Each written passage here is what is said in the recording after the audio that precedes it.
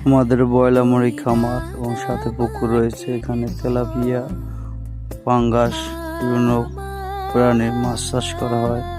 সাথে আমাদের কলা বাগান রয়েছে, সবরি কলা বাগান, এবং সাথে আমার খামারে গরু আছে, গাভী আছে এবং বিভিন্ন ধরনের ঘাসও আছে। যেমন আমাদের ওই যে সাইডে কলা বাগান, কলা কিছুটা কলা হয়েছে, কিছুটা হয় নাই। এখানে কলা প্রায় 100 সুপার উপরে আসে।